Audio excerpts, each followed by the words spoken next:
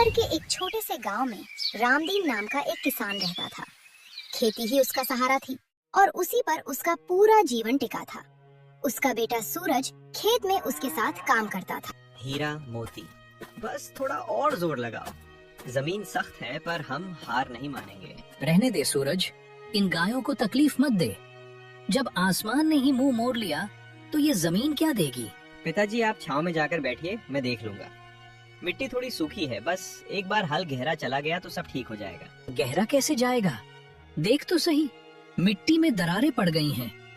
ये दरारें जमीन में नहीं, मेरे दिल में पड़ रही हैं। आप बस भरोसा रखिए, मैं हूँ ना।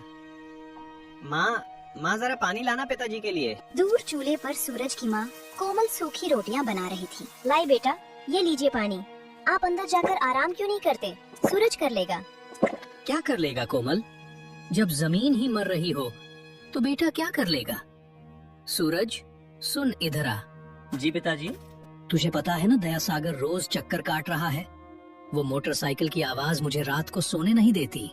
आने दीजिए उसे, मैं बात कर लूंगा। क्या बात करेगा?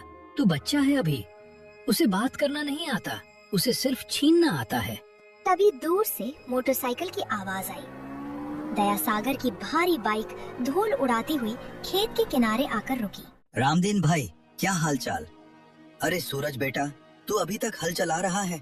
इस मिट्टी में अब कुछ बचा ही कहाँ है? प्रणाम दया सागर जी, कहिए कैसे आना हुआ? बस यूं ही आया था। 1 लाख के कर्ज पर 48,000 तो सिर्फ ब्याज ही बन चुका है और ये हर महीने बढ़ता ही जा रहा है। फसल कटने दीजिए, हम आपका सारा पैसा जरूर चुका देंगे साहूकार जी। फसल? कहाँ है फसल सूरज? यहाँ तो सूखी घास भी मुश्किल से दिखती है। रामदीन भाई, ये कागज देख रहे हो? इन्हें तो बस नाम बदलना आता है। आप धमकी दे रहे हैं? नहीं बेटा, सलाह दे रहा हूँ। वक्त रहते मान जाओ तो इज्जत बच जाएगी, वरना बाजार तो वैसे ही बदनाम है। चलता हूँ रामदीन भाई। दया सागर के जाने के बाद खेत में सन्नाटा छा गया। सूरज की माँ चुपचाप घर की ओर चली गई। सूरज गायों के पास गया और उनके माथे पर हाथ रखा। तुम लोग भी थक गए हो ना? कोई बात नहीं, ये लोग नहीं समझेंगे। तुम लोग तो जानते हो ना कि मैंने कितनी मेहनत की है। तुम लोग तो नहीं छोड़ोगे ना मेरा साथ? बैलों ने अपनी गर्दन हिला दी, जैसे वे सूरज का दर्द समझ रहे हों। लेकिन अगले ही पल एक और बिजली गिरी। रामदीन खेत के बीचों बीच अचानक गिर पड़ा। पिताजी, माँ जल्दी आओ, पिताजी को क्या हुआ? पिताजी आंखें खोलिए। रामदीन जी, बेटा जल्दी डॉक्टर को बुला। गांव के छोटे से अस्पताल में रामदीन को भर्ती किया गया। डॉक्टर ने सूरज को बाहर बुलाया। उसकी आंखों में कोई दिलासा नहीं था। देखो सूरज, मैं साफ बात करूंगा। रामदीन जी का शरीर अब जवाब दे चुका है। उम्र और ऊपर से ये मानसिक तनाव, अब ये कभी भी खेत में मेहनत नहीं कर पाएंगे। इन्हें पूरा आराम चाहिए। अगर इन्होंने दोबारा हल पकड़ा तो जान भी जा सकती है। लेकिन डॉक्टर साहब, हमारी जमीन, खेती के बिना घर कैसे चलेगा? वो मुझे नहीं पता सूरज, लेकिन एक बात पक्की है, अब इस घर की और उस जमीन की पूरी जिम्मेदारी सिर्फ और सिर्फ तुम्हारे कंधों पर है। संभाल सको तो संभाल लो। बाजार के बीचों बीच धूल उड़ रही थी। चारों तरफ शोर था, लेकिन सूरज के कानों में सिर्फ अपनी धड़कन सुनाई दे रही थी। तभी एक भारी आवाज ने उसे पीछे से रोका। अरे सूरज, रुक जरा, इतनी जल्दी कहाँ जा रहा है? प्रणाम दया सागर जी, बस मंडी जा रहा था, पिताजी की दवा लेनी है। दवा तो तेरे बापू पिछले 3 महीने से ले रहा है सूरज, मगर बीमार तो तेरी जमीन लग रही है। दया सागर ने अपनी जेब से मुट्ठी भर सिक्के निकाले और सूरज के पैरों के पास फेंक दिए। ये ले, ये रख ले। तेरी जमीन से आजकल अनाज तो निकल नहीं रहा, तो मुझे लगा शायद इन सिक्कों से तेरा घर चल जाए। दया सागर जी, बाजार में ये सब करने की क्या जरूरत है? मैं कल आकर बात करूंगा। कल? कौन सा कल सूरज? आज से 2 महीने बाद उस जमीन पर तेरा नहीं, दया सागर का नाम होगा। मैं आपके पैसे लौटा दूंगा, पर आप... पैसा तो तू देगा ही, लेकिन पहले अपनी औकात तो देख ले। जा, दवा ले जा अपने बाप के लिए। कहीं ऐसा न हो कि जमीन के साथ साथ चिराग भी बुझ जाए। सूरज बिना कुछ बोले वहाँ से चल दिया। लोगों की हंसी उसके पीछे उसे काट रही थी। सूरज जब घर लौटा तो उसकी दुनिया बदल चुकी थी। बाजार वाली उस घटना के बाद उसने लोगों की आंखों में देखना छोड़ दिया था। भगवान, क्या यही लिखा था मेरी किस्मत में? मेहनत भी की, ईमानदारी भी रखी, फिर ये बेइज्जती क्यों? रात का पिछला पहर था। सूरज की आंख लग ही रही थी कि उसे अंदर के कमरे से खुसर पुसर सुनाई दी। उसके माता पिता जाग रहे थे। कोमल, मैं सोच रहा हूँ जमीन दया सागर को दे देते हैं। ये क्या कह रहे हैं आप? वो जमीन आपकी जान है। जान तो सूरज है। उस बच्चे की हालत देखी है तुमने? बाजार में लोग उसे ताने मारते हैं। मेरी वजह से उसे नीचा देखना पड़ रहा है। मैं अब और नहीं झेल सकता।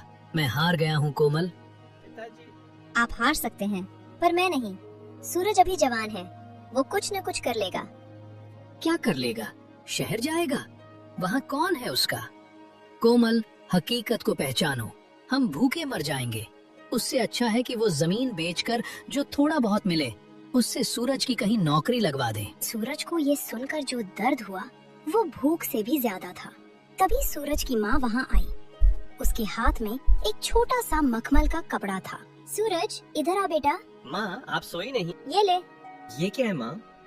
ये मेरा आखिरी जेवर है, तेरे नाना ने दिया था। इसे बेचकर 22,000 तो मिल ही जाएंगे। नहीं माँ, ये मैं कभी नहीं करूँगा। ये आपकी आखिरी निशानी है। निशानी इंसान की होती है बेटा, सोने की नहीं। ये रख, मैं तुझे कोई सलाह नहीं दूंगी, ना ही कोई उम्मीद का भाषण दूंगी। बस इतना कहूंगी कि मुझे अपने बेटे पर भरोसा है। शहर जा, कुछ काम ढूंढ, हमारे लिए नहीं, अपनी इज्जत के लिए। माँ, मैं वादा करता हूँ, मैं ये जमीन दया सागर के हाथ में कभी नहीं जाने दूंगा। अगले ही दिन सूरज ने शहर की बस पकड़ ली। उसे लगा था कि शहर उसे बाहें फैलाकर अपनाएगा, लेकिन शहर को किसी के आंसुओं की परवाह नहीं थी। साहब, मुझे काम चाहिए। जो भी काम हो, मजदूरी हो या सफाई, मैं कर दूंगा। हाथ दिखा आपने। कोमल है, गांव का लड़ता है। देख, यहाँ पसीना नहीं खून जलाना पड़ता है। काम मिलेगा पर पैसा कम होगा। मंजूर है? मंजूर है साहब। सूरज दिन में मकान बनाने की मजदूरी करता और रात में डिलीवरी का काम करता। कई रातें उसने बंद दुकानों के बाहर फुटपाथ पर काटी। पेट भर खाना भी नसीब नहीं होता था ताकि वह गांव पैसे भेज सके। 2 महीने की कड़ी मेहनत के बाद उसके पास सिर्फ 31,000 रुपए जमा हो पाए। 31,000? ये काफी नहीं है, पर दया सागर का मुंह बंद करने की शुरुआत तो कर ही सकते हैं। कल घर जाऊंगा, माँ कितनी खुश होगी। उस रात सूरज एक गहरी नींद सोया, लेकिन शहर की रातें जितनी काली होती हैं, उतनी ही बेरहम भी। मेरा बैग, मेरी कमाई कहाँ गई? ओ भाई, किसी ने मेरा बैग देखा क्या? अरे ओ लड़के, यहाँ रोज हजारों आते हैं और हजारों का सामान चोरी होता है। शोर मत मचा, आगे बढ़। यहाँ पुलिस भी नहीं सुनती। साहब, मेरी 2 महीने की मेहनत थी। मेरे पिता की दवा, मेरी जमीन, सब उसमें था। कोई तो मदद करो। कोई मदद के लिए नहीं आया। शहर की भीड़ उसके पास से ऐसे गुजर रही थी जैसे वो कोई पत्थर हो। सूरज के पास अब न पैसे थे न हिम्मत। वह खाली हाथ गांव लौटा। माँ, मैं हार गया, सब कुछ चोरी हो गया। तू जिंदा लौट आया बेटा, मेरे लिए वही बहुत है। लेकिन दया सागर को इस बात से कोई फर्क नहीं पड़ता था। डेडलाइन खत्म हो चुकी थी। वो फिर से सूरज के घर के बाहर खड़ा था। इस बार उसके साथ कुछ गुंडे और हाथ में कानूनी कागजात थे। रामदीन भाई, वक्त खत्म। देखो सूरज, मैं बुरा आदमी नहीं हूँ। कागजों के हिसाब से तो ये जमीन अब मेरी है, लेकिन चलो मैं तुम्हें फसल काटने तक का वक्त देता हूँ। तब तक तुम इसी जमीन पर मजदूरी करो, मुझे कोई दिक्कत नहीं है। आप हमें अपनी ही जमीन पर मजदूर बना रहे हैं? जमीन अपनी तब होती है सूरज, जब उसकी कीमत चुकाई जाए। क्यों रामदीन भाई, जुबान क्यों बंद है? जो आपको ठीक लगे साहब। सूरज पूरी तरह टूट गया। उसने खुद को कमरे में बंद कर लिया। खेत सूखे पड़े थे और पिता दरवाजे पर चुपचाप बैठे रहते। तभी एक शाम सूरज का बचपन का दोस्त केतन उससे मिलने आया। सूरज, कब तक इस अंधेरे में बैठा रहेगा? क्या करूं केतन, किस्मत ही खराब है। शहर गया तो वहाँ लुट गया, यहाँ आया तो अपनी ही जमीन पर मजदूर बन गया। सुन सूरज, मैं तुझे पैसे नहीं दूंगा, क्योंकि पैसे से तू सिर्फ कर्ज चुका पाएगा, अपनी इज्जत वापस नहीं ला पाएगा।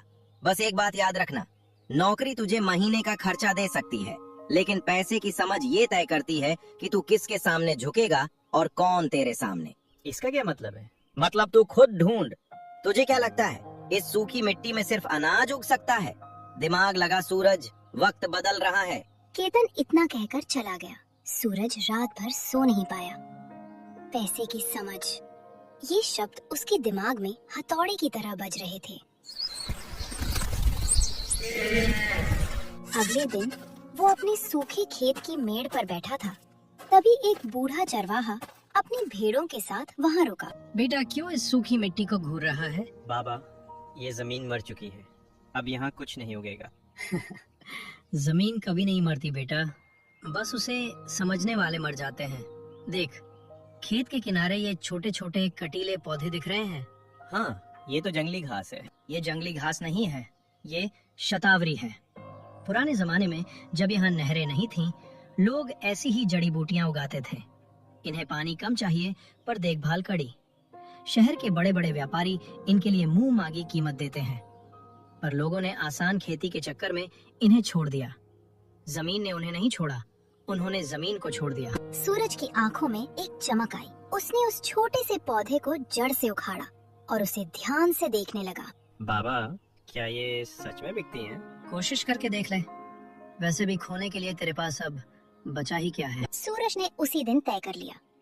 उसने जमीन के एक छोटे से हिस्से पर उन औषधीय पौधों को उगाने का फैसला किया। जब वह काम पर लगा तो गांव वाले हंसने लगे। देखो भाई, सूरज पागल हो गया है, अनाज नहीं उगा पा रहा, अब ये जंगली घास उगाएगा। अरे सूरज बेटा, ये क्या कर रहा है? घास खाकर पेट भरेगा क्या? चलो अच्छा है, कम से कम मेरी जमीन की सफाई तो हो रही है। सूरज ने किसी की बात नहीं सुनी, लेकिन असली चुनौती अभी आनी बाकी थी। खेती के लिए उसे थोड़े और पैसों की जरूरत थी। साहब, मुझे एक छोटा सा लोन चाहिए। सूरज जी, आपका रिकॉर्ड देखिए, पहले से ही दया सागर का इतना बड़ा कर्ज है, हम आपको 1 रुपया भी नहीं दे सकते। लेकिन ये नया प्रोजेक्ट है। सॉरी, हम रिस्क नहीं ले सकते। सूरज हार मानने ही वाला था कि उसे एक छोटे कोऑपरेटिव बैंक के बारे में पता चला। वहाँ के मैनेजर ने उसकी मेहनत देखी थी। सूरज, मैं तुम्हें 1.2 लाख का लोन दे रहा हूँ, लेकिन याद रखना ये तुम्हारी जमीन के कागजों पर है। अगर तुम फेल हुए तो दया सागर को भी कुछ नहीं मिलेगा, ये जमीन बैंक ले लेगा, यानी तुम हमेशा के लिए बेघर हो जाओगे। क्या तुम ये रिस्क लेने को तैयार हो? साहब, मैंने बाजार में अपनी इज्जत को मिट्टी में मिलते देखा है, उससे बड़ा रिस्क और कुछ नहीं हो सकता। सूरज घर लौटा। उसके हाथ में लोन के पैसे थे और आंखों में जिद। अब या तो तू सोना उगलेगी या फिर मुझे अपने अंदर दफन कर लेगी। चिलचिलाती दोपहर में सूरज अकेला खेत में पसीना बहा रहा था।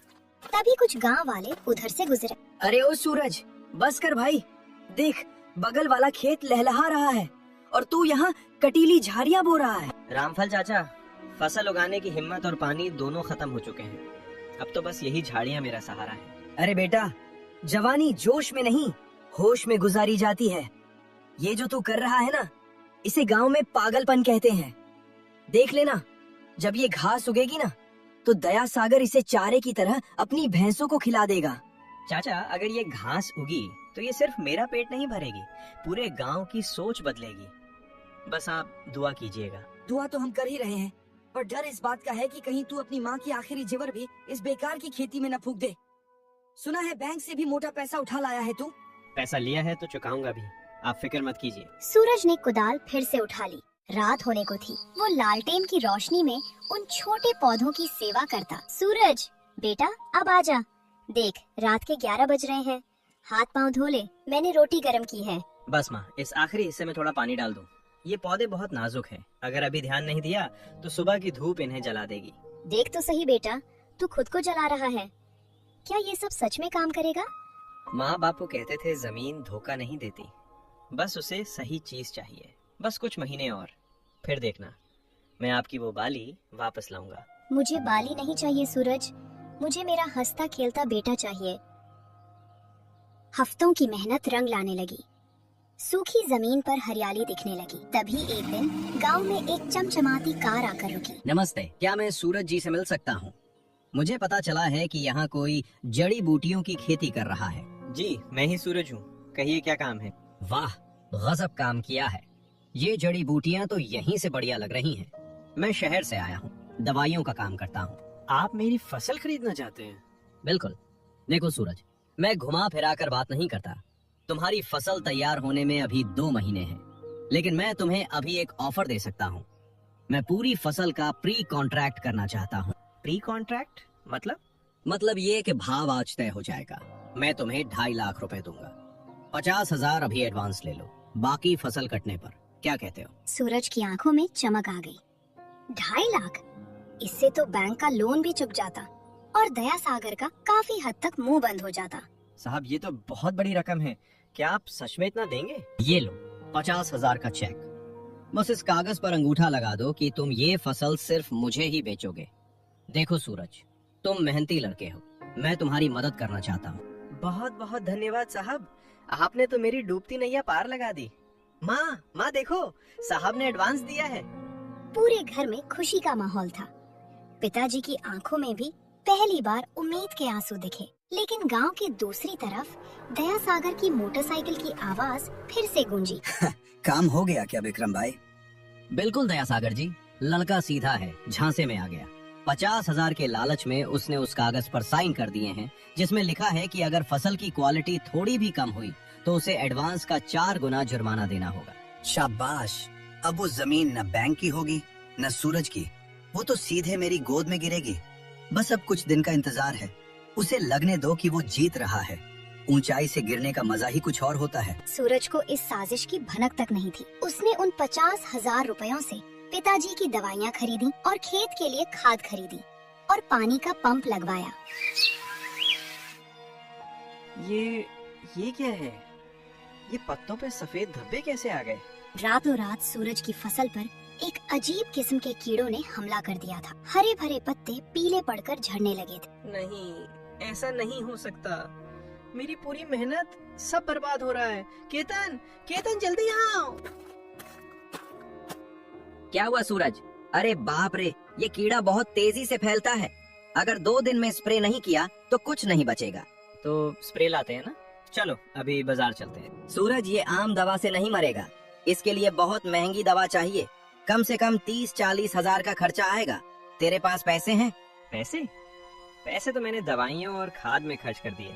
मेरे पास तो अब 1 रुपया भी नहीं बचा। तो फिर किसी से उधार ले, वरना कल सुबह तक ये खेत श्मशान बन जाएगा। सूरज भागकर फिर से उसी बैंक के पास गया, लेकिन वहाँ से उसे धक्के मारकर बाहर निकाल दिया गया। वह गांव के हर उस शख्स के पास गया जो उसकी मदद कर सकता था, पर दया सागर के डर से सबने दरवाजे बंद कर लिए। साहब बस 40,000 रुपए दे दीजिए, मेरी फसल मर रही है।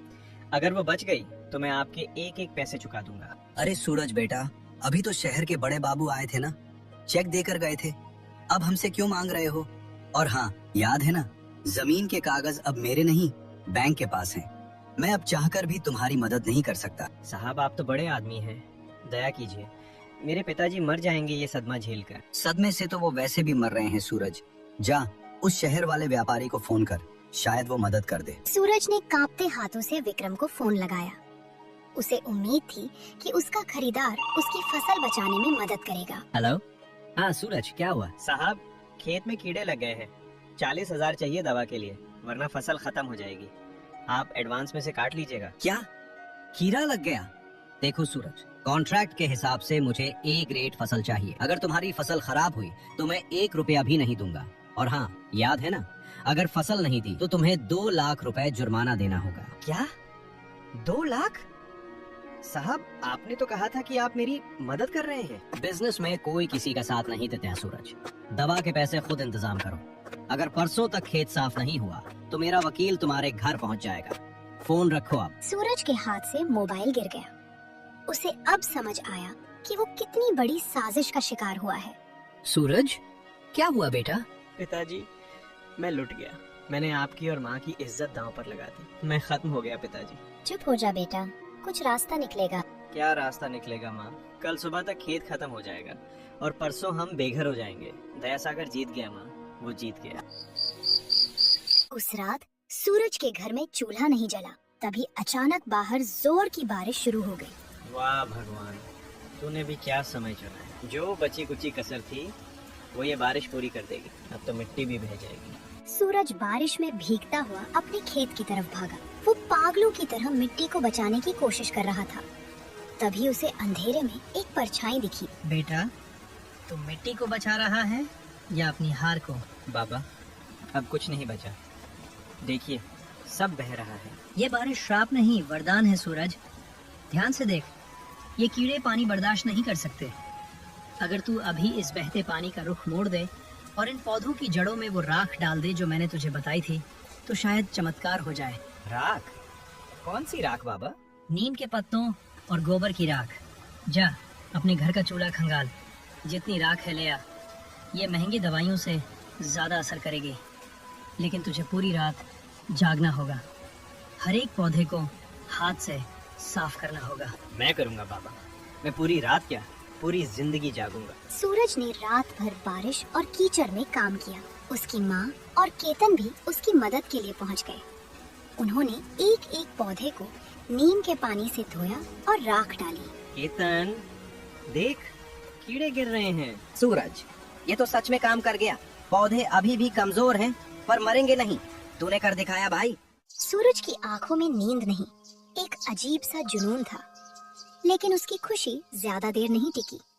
जैसे ही वो घर पहुंचा, उसने देखा कि दया सागर और बैंक के कुछ अधिकारी उसके घर के बाहर खड़े हैं। सूरज जी, हमें सूचना मिली है कि आपकी फसल पूरी तरह बर्बाद हो चुकी है और आप जुर्माना भरने की स्थिति में नहीं हैं। बैंक ने आपकी जमीन की नीलामी की प्रक्रिया शुरू करने का फैसला किया है। क्या? लेकिन मेरी फसल बच गई है। देखिए, मैं अभी दवा डाल कर आया हूँ। ये देखो सूरज, विक्रम ने रिपोर्ट भेजी है कि फसल डिस्कॉर्ड हो चुकी है और बैंक को अपनी गारंटी चाहिए। तुम्हारे पास आज शाम तक का वक्त है। या तो 1.25 लाख रुपए जमा करो या फिर इस घर को खाली करने के लिए तैयार हो जाओ। शाम तक? साहब, ये तो नाइंसाफी है। नाइंसाफी नहीं सूरज, ये कानून है। तुमने साइन किए थे ना, अब भुगतो। शाम को 5 बजे हम अपनी जेसीबी लेकर आएंगे। रामदीन भाई, सामान बांधना शुरू कर दो। सूरज के सामने अब पहाड़ जैसी चुनौती थी। फसल तो बच गई थी, लेकिन उसे बेचने में अभी भी वक्त था और बैंक को पैसा अभी चाहिए था। माँ, क्या अब भी कोई रास्ता बचा है? रास्ता हमेशा होता है सूरज, बस उसे ढूंढने की हिम्मत चाहिए। सूरज ने अपनी साइकिल उठाई और गांव से बाहर की तरफ पैडल मारने लगा। उसे नहीं पता था वो कहाँ जा रहा है। सूरज रुक, कहाँ भाग रहा है? ऐसे भागने से 1.25 लाख रुपए नहीं मिलेंगे। तो क्या करूं केतन? घर पर पुलिस और बैंक वाले खड़े हैं। मेरी माँ के पास अब बेचने के लिए एक तिनका भी नहीं बचा। मैं उस विक्रम का गला दबा दूंगा। उसने मुझे धोखा दिया। गला दबाने से जेल मिलेगी, जमीन नहीं। मेरी बात सुन, वो विक्रम अकेला नहीं है। वो आरोग्य हर्बल्स नाम की एक बड़ी कंपनी का सप्लायर है। वो तेरा माल सस्ते में हड़प कर उन्हें महंगे में बेचना चाहता है। तो मैं क्या करूं? हम सीधे कंपनी के हेड ऑफिस चलेंगे। शहर यहाँ से 40 किलोमीटर दूर है। अगर हम 3 बजे तक वहाँ पहुँच गए और तूने अपनी फसल की असलियत दिखा दी तो शायद कुछ हो जाए। लेकिन मेरे पास कोई सर्टिफिकेट नहीं है, कोई कागज नहीं है। वो मुझे अंदर घुसने भी नहीं देंगे। ये ले, ये तेरे खेत की वो शतावरी है जिसे तूने कल रात राख से साफ किया था। ये तेरी मेहनत का सबूत है। चल मेरी बाइक पर बैठ। केतन की बाइक हवा चीर रही थी। सूरज जड़ी बूटी को सीने से लगाए बैठा था। ठीक 2 बजे वे शहर की सबसे बड़ी बिल्डिंग के सामने थे। ए, कहाँ जा रहे हो? ये कोई धर्मशाला नहीं है। चलो पीछे हटो। साहब, मुझे एमडी साहब से मिलना है। बहुत जरूरी काम है। हमारी जमीन का सवाल है। एमडी साहब, वो तो जैसे भिखारियों से नहीं मिलते। देख अपनी हालत, भाग यहाँ से वरना पुलिस बुलाऊंगा। साहब, एक बार देख तो लीजिए। हम गांव से आए हैं, हमारे पास बहुत कीमती चीज है। कीमती? कबाड़ लग रहा है। चलो रास्ता साफ करो, साहब की गाड़ी आने वाली है। तभी एक काली चमचमाती कार गेट के अंदर दाखिल हुई। सूरज ने बिना सोचे समझे कार के सामने छलांग लगा दी। क्या हुआ? ये शोर कैसा है? साहब, बस 2 मिनट। मैं कोई भिखारी नहीं हूँ, किसान हूँ। ये देखिए, ये मेरे खेत की फसल है। आपके सप्लायर विक्रम ने मुझे धोखा दिया है। वो मेरी फसल को बर्बाद बता रहा है ताकि मेरी जमीन छीन सके। मुझे इन सब बातों में कोई दिलचस्पी नहीं है। गार्ड, इन्हें यहाँ से हटाओ, मेरा वक्त कीमती है। साहब, एक बार इसे देख लीजिए। अगर ये बी ग्रेड भी निकली तो मैं खुद आपके पहियों के नीचे जान दे दूंगा। सूरज की आवाज में वो दर्द और जुनून था कि एमडी रुक गए। उन्होंने उसे सूंघा, उसकी बनावट देखी और उनकी आंखों में हैरानी साफ दिखने लगी। ये वाइल्ड शतावरी है और इतनी साफ। इस मौसम में तो ये मिलना नामुमकिन है। तुमने इसे कैसे बचाया? रात भर बारिश में जागकर, नीम के पानी और राख से। साहब, विक्रम कह रहा है ये कचरा है। खन्ना, जरा इधर आओ। इस सैंपल को अभी लैब ले जाओ और मुझे 10 मिनट में रिपोर्ट दो। और तुम, सूरज नाम है ना, अंदर आओ। सूरज और केतन एक आलीशान कैबिन में बैठे थे। बाहर 3 बज चुके थे। सर, ये तो अद्भुत है। इसकी पोटेंसी मार्केट में मिलने वाली किसी भी चीज से 40% ज्यादा है। ये तो प्योर A+ ग्रेड है। हेलो विक्रम, तुमने जो सूरज के फसल की रिपोर्ट भेजी थी वो गलत है। फसल शानदार है। अरे नहीं सर, वो लड़का झूठ बोल रहा है। खेत में कीड़ा लगा है, सब खत्म हो गया है। मैं कल खुद जाकर देखूंगा। तुम्हें जाने की जरूरत नहीं है। सूरज मेरे सामने बैठा है। और सुनो, तुम्हारी सप्लाई का कॉन्ट्रैक्ट आज से खत्म। हम सूरज से डायरेक्ट डील करेंगे। सूरज को लगा जैसे उसे नया जन्म मिल गया हो, लेकिन घड़ी में 3:30 बज रहे थे। गांव यहाँ से अभी भी 1 घंटे की दूरी पर था। साहब आपका बहुत शुक्रिया, लेकिन मुझे अभी 1.25 लाख रुपए चाहिए। बैंक वाले मेरा घर गिरा देंगे। क्या आप मुझे एडवांस दे सकते हैं? 1.25 लाख? सूरज, मैं तुम्हें सालाना सप्लाई का कॉन्ट्रैक्ट देना चाहता हूँ। ये लो 3.6 लाख रुपए का एडवांस चेक। तुम्हारी फसल की क्वालिटी देखकर मैं ये रिस्क ले सकता हूँ। साहब ये तो बहुत ज्यादा है। ये ज्यादा नहीं है सूरज, ये तुम्हारी मेहनत की कीमत है। अब जल्दी जाओ, कहीं देर न हो जाए। सूरज और केतन मोटरसाइकिल की तरफ भागे। उधर गांव में सूरज के घर के बाहर मातम छाया हुआ था। दयासागर एक बड़ी जेसीबी मशीन के साथ खड़ा था। 4:45। रामदीन भाई, सामान बाहर निकालोगे या फिर हम मशीन चलाएं? दयासागर जी, बेटा शहर गया है, बस थोड़ी देर और वो आता ही होगा। शहर गया है भागने के लिए। उसे पता है कि वो पैसे नहीं ला सकता। अरे वो बैंक वालों, शुरू करो अपनी कार्यवाही। पुलिस साहब देख लीजिए, कोई रुकावट नहीं होनी चाहिए। नहीं, मेरा बेटा आएगा। जब तक वो नहीं आता तुम इस घर को हाथ नहीं लगा सकते। हट बुढ़िया, बहुत नाटक देख लिया तेरा। ड्राइवर, चालू कर मशीन। सबसे पहले ये मेड़ गिराओ। जेसीबी का इंजन जोर से गरजा।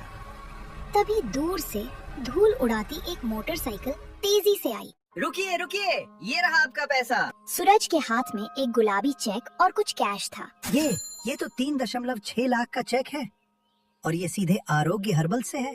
क्या? ये कैसे हो सकता है? ये जरूर नकली होगा। ये लड़का कहीं से चोरी करके लाया है। दयासागर जी, ये चेक असली है और इस पर बैंक की स्टैम्प भी है। सूरज, तुम्हारा कर्ज 1.25 लाख था। हम ये चेक ले रहे हैं, बाकी के पैसे तुम्हारे अकाउंट में कल जमा हो जाएंगे। पुलिस साहब, नीलामी रद्द की जाती है। क्यों दयासागर जी, आप समझ आया?